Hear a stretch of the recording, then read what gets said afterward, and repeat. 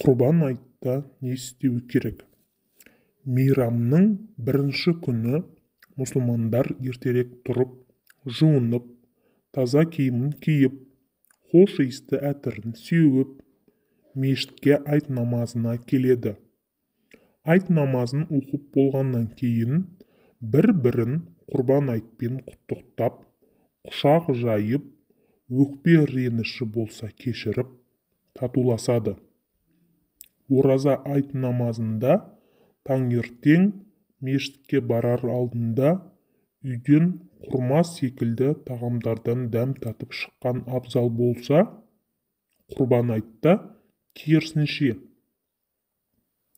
нәр тартпай шыққан дұрыс.